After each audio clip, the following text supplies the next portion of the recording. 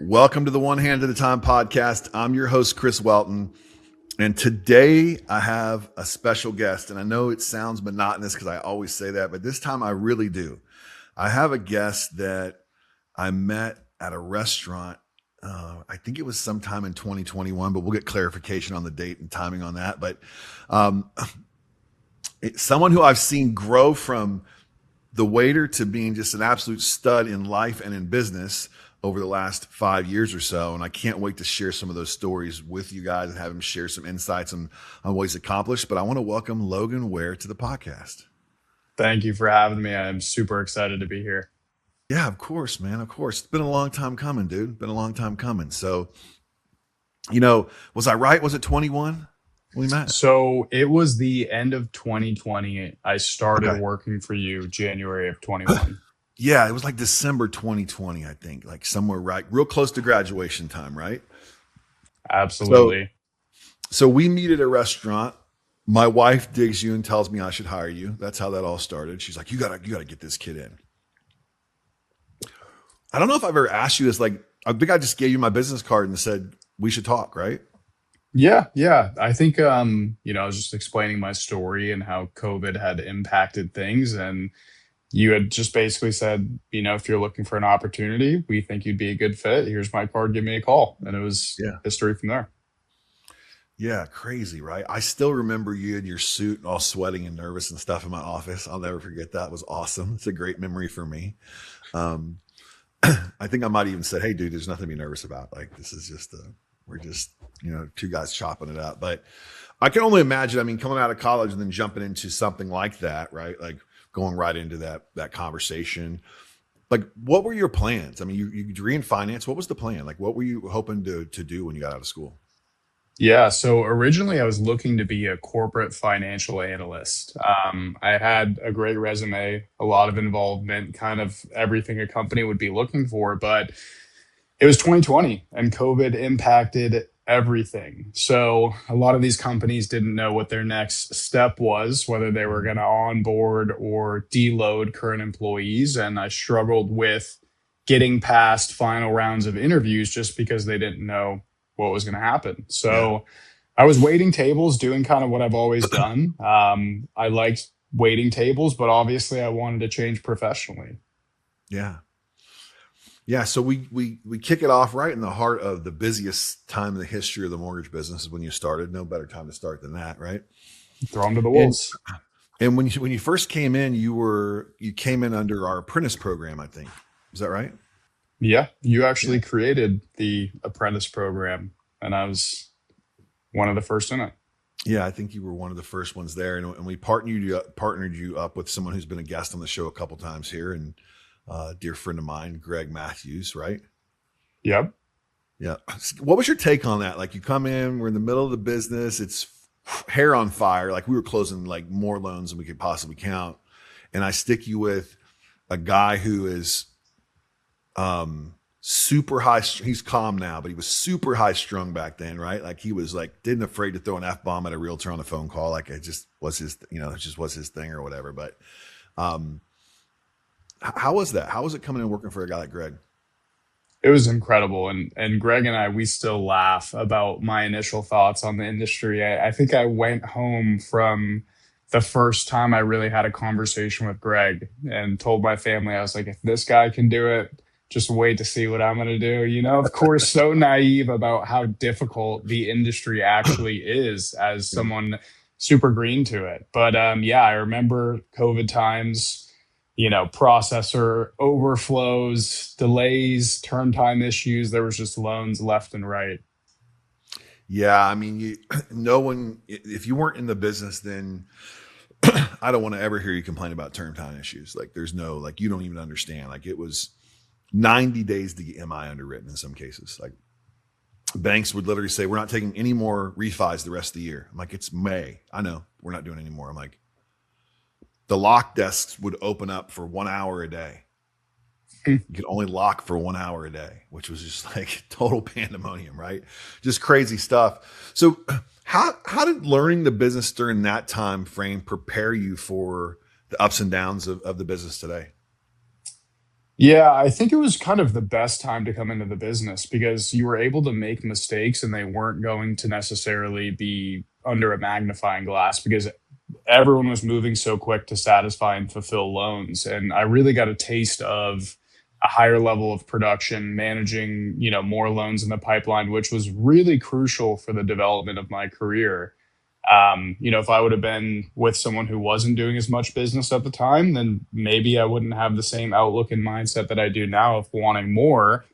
Um, but yeah, it was nuts. I'm excited for it to be back at that point, hopefully soon. Yeah, well, now you're in a spot where you create your business, though, right? Like you're building relationships. You're. I think if I'm not mistaken, you're on track to have your best year ever. Absolutely. Yeah. It's been an incredible year so far. 2026 has been really just a lot of personal and professional development. I know 2025 was a big push for me. I had a big personal goal. I passed my business goal that year and I set the bar high coming into this year. So it's been great so far. It's been a good journey.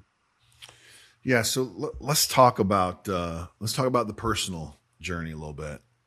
Yeah. Um, I want to go back to when you weren't running with your shirt off.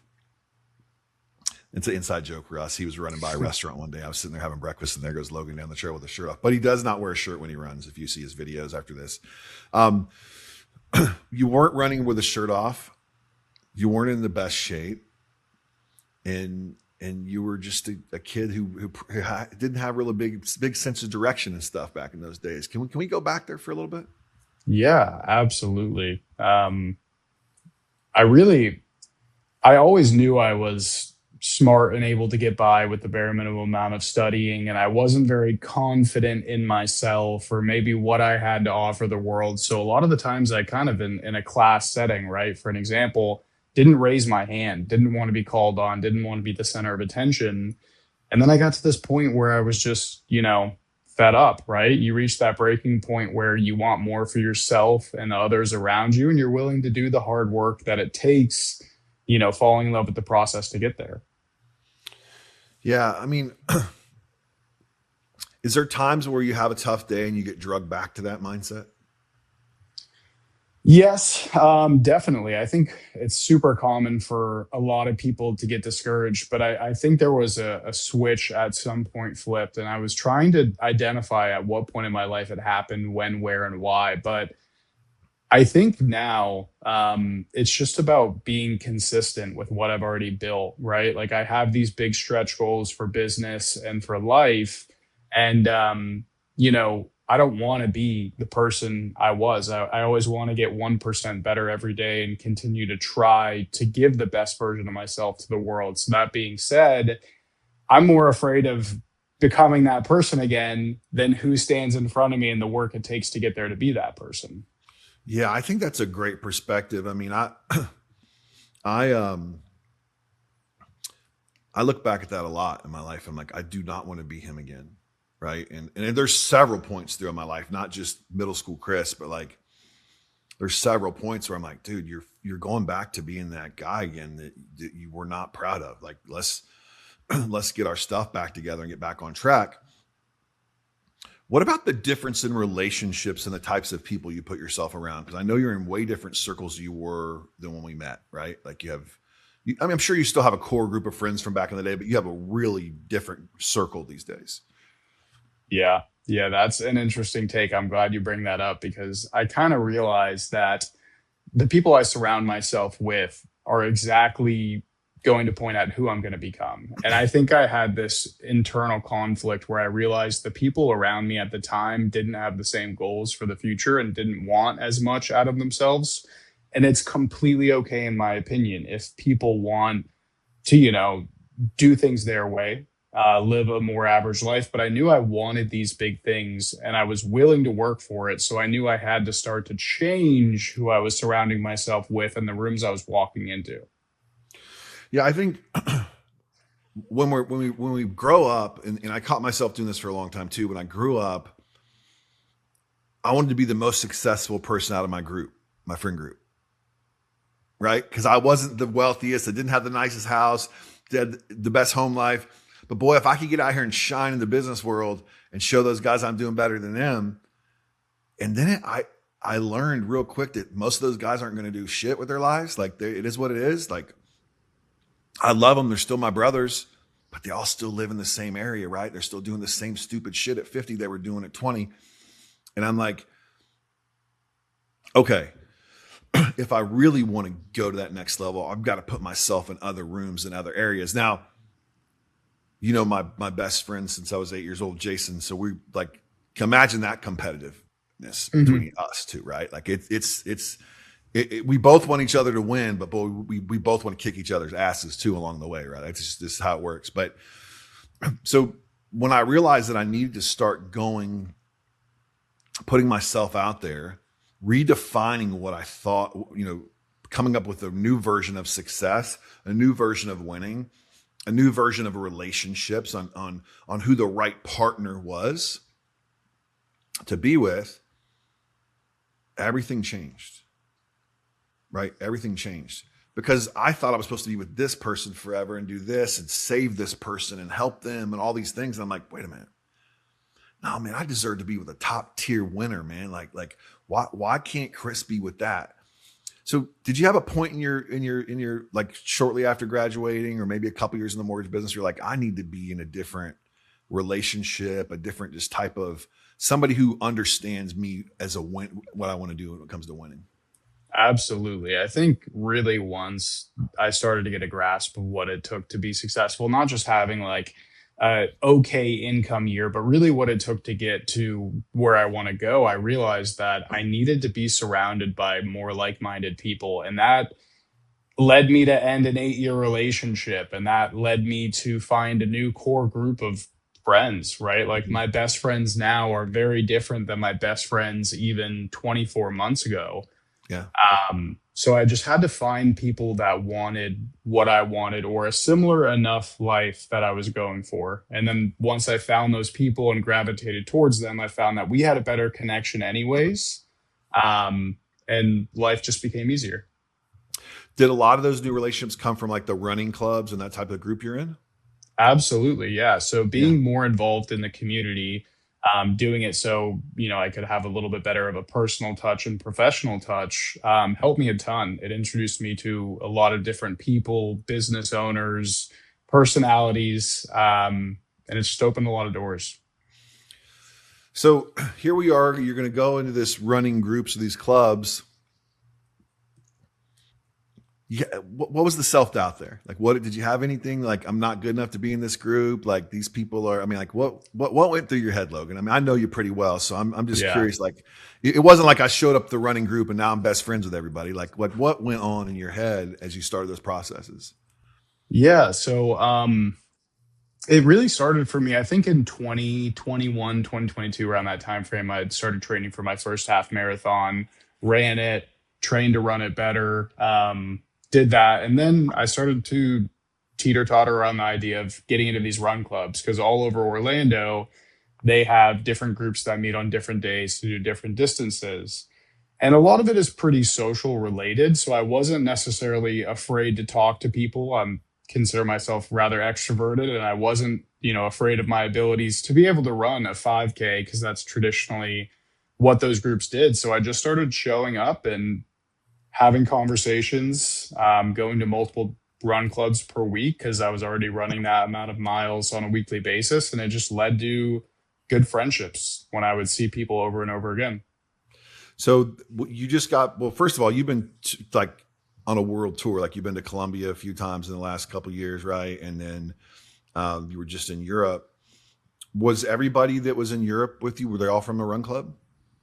Yeah, funny enough, I would say my best friend now, the person I'm the closest to, I met him at a run club a little over a year ago in Lake Mary. And since then, he's kind of opened the doors and introduced me to other people, of which those were the group that traveled recently to Europe when we went to Berlin and Amsterdam.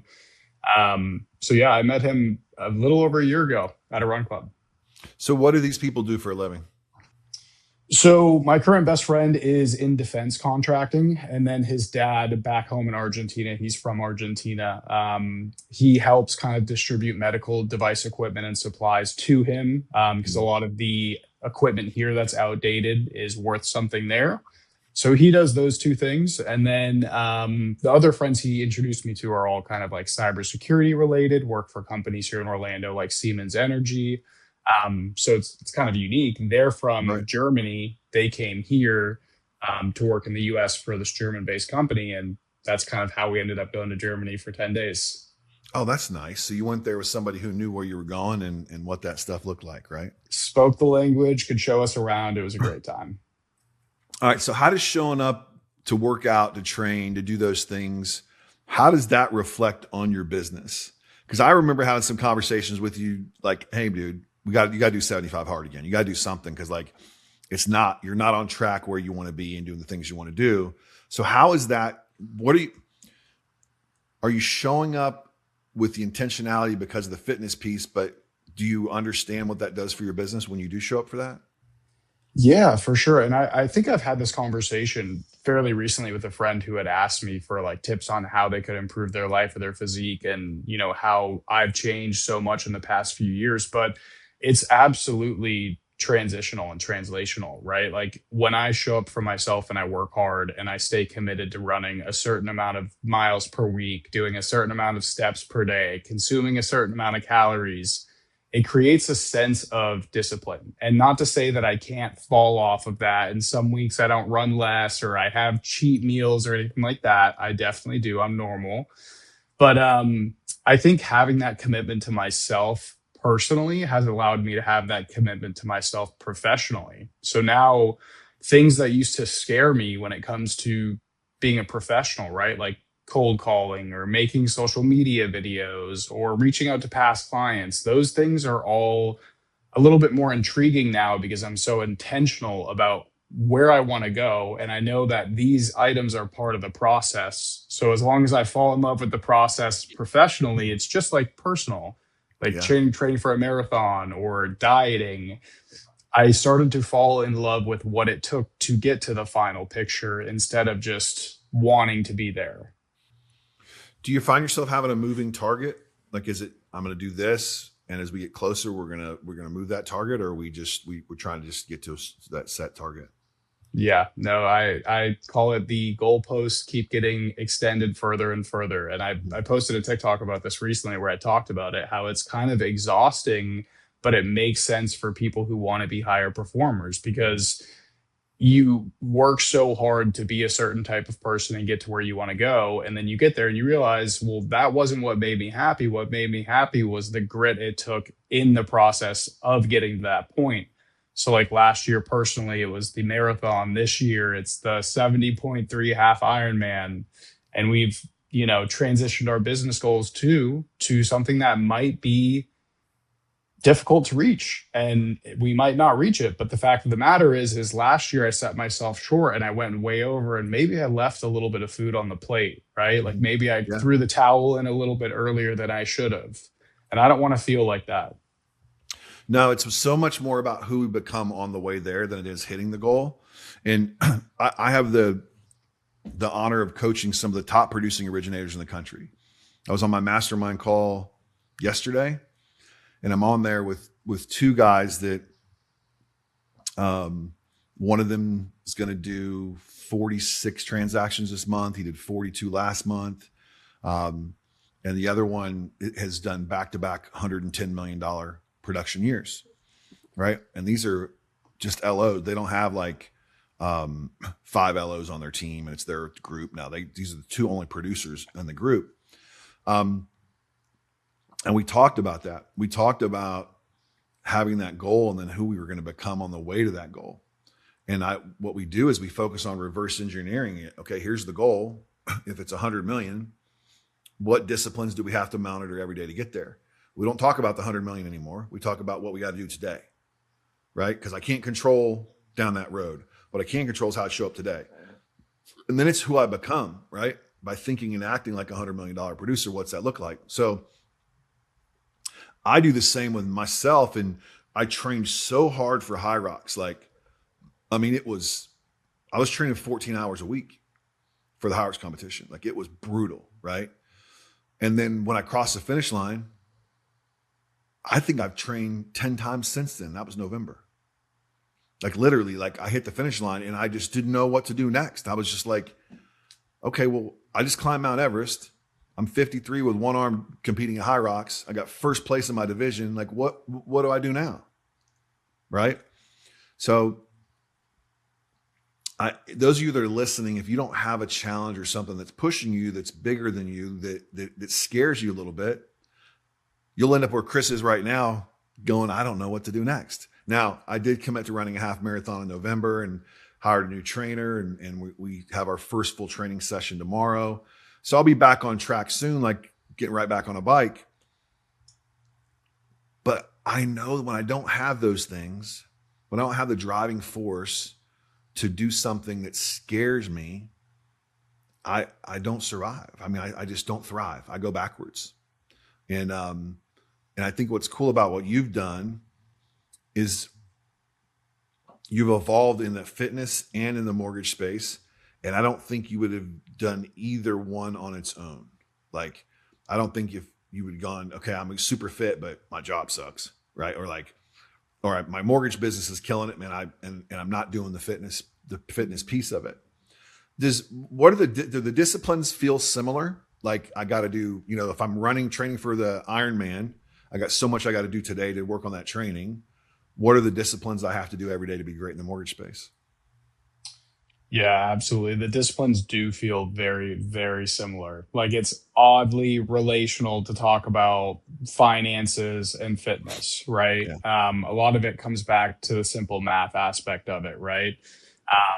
If you're trying to lose weight, right, or if you're trying to buy a home, chances are you need to budget somewhere, whether it's calories or your savings. So it's very transitional. Becoming a business owner and more responsible about more production, I couldn't have done it without being more of an athlete. And I think once I made the switch in my brain that, hey, I can turn the self-limiting belief off. I can be whoever I want, achieve whatever I want if I'm willing to work for that. Then I just started to apply aspects of that to the business. And there was one key thing early last year that I changed when I started to do well, right? Like when I really was kind of blowing through old numbers that I had done production wise, I stopped looking at how can I make more money, and I started to look at it through the lens of how can I make more impact. And I think that changed my life, because when I looked at that in terms of my professional career, it benefited me tenfold. And then when I applied it to my personal life with friendships, relationships, family, things of that sort, everything just got better. Yeah. I mean, there's nothing better than someone saying something that you've done something for them or you helped them or whatever. There was a post on social media today that one of my clients, who she's not a client anymore, was a client for a long time, reposted a bunch of stuff about me in a positive way, thank goodness, about me living rent-free in her head with some of these statements that I'd made over the years. And how when she listened to my Freestyle Friday last week, how it just brought everything back full circle for her. And that's what I want. Like when I step on stage, whether there's 5 people or 1,500 people, all I want to do is change one life. That's it. If more people change, that's great. But for me, the impact that I'm able to leave behind, or the lessons that I'm help people learn and overcome their doubts and their fears, is more valuable than any money I ever make. I mean, my favorite talks every year are the ones I do for free for football teams. You know what I mean? Like, not only do I do them for free, I go negative because I have to pay for my video crew to fly up here. And if we fly to the football teams, I pay for all my, like, it's all, we do it all for free. So we might go in the whole $3,000 or $4,000 doing one of those talks, but it's so fulfilling for me to have those talks with the kids. And then afterwards, the last big talk we did was a local one here in Carmel. And the kids asked questions for 45 minutes after I spoke. These are high school kids. I'm like, man, this is like heaven, dude. Like, this is what heaven must feel like, right? Like just being able to touch people and leave that impact. So when you look at the business side of things, what do you feel is the most impactful for you? Like, what do you where are you seeing where you're impacting people at the highest level? So obviously, the easiest answer is, "Hey, here are the keys. Congratulations!" Right? But I think really just peeling the layers back a little bit further and being a little bit more personable with them has allowed me to create a lasting spot in their life. So what I mean by that is I'm just not looking to, show them the first rate option, put it on a piece of paper, lock the loan, send it through underwriting, whatever. I want to actually have the conversation with them, really get to the bottom of what their needs are.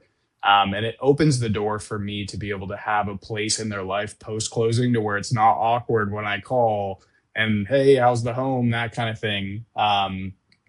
That's helped me a lot. I will be honest, is just getting a little bit more in tune with what their needs actually are and how I can help them. And that's allowed me to create a bigger impact. All right. So where's your biggest area of opportunity in business right now? I think it's on social media. Yeah. I really lately have seen from being a bit consistent on TikTok in the past 30 days, like just thinking about if I do a video and it flops and gets 300 views, 10 likes, how many people it looks like when you have 300 people in a room, right?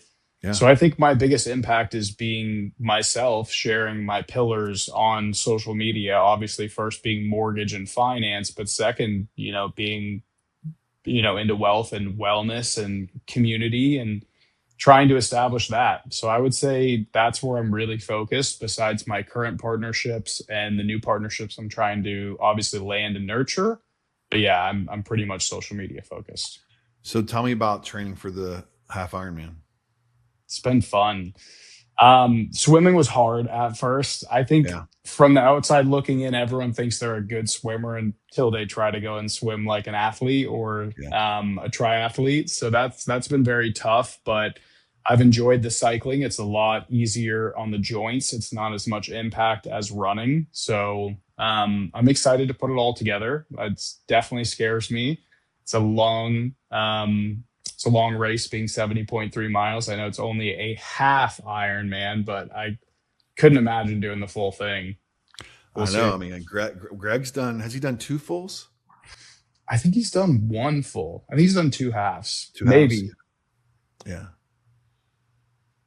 Crazy. Yeah. I just am not,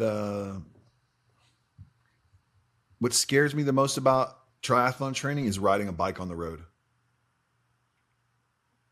I'm like, I just don't want to get hit by a car. Like, and so for me, that scares me quite a bit. And I just never have been interested in doing a triathlon. Not my thing. But I'll high rocks it. I'll do the Goggins challenge. I'll do the other stuff. Yeah. So kudos to you for going after that. We know a lot of people that have done those things, and it's a really cool thing to have accomplished, right? Is just being able to do that. So we got 70.3 this year. Business is cracking, doing big things. Where do you want to be 5 years from now? Where I'd like to be 5 years from now is, still doing these crazy personal and professional challenges. I'd like to, be at a certain production level to where maybe I have people underneath me that I am doing the same thing that the people above me have done, where, I can inspire and help people grow. I think being in a management role like that, as well as producing simultaneously, is really where I see myself in the industry. But you never know. I mean, 5 years goes by quick, and there's a lot of changes that have happened since I've been in the business for Yeah. 5 to 6 years. So, Didn't say nothing about being married and having a family. Didn't say nothing about that at all, bro. I don't know. Is that on the radar at some point?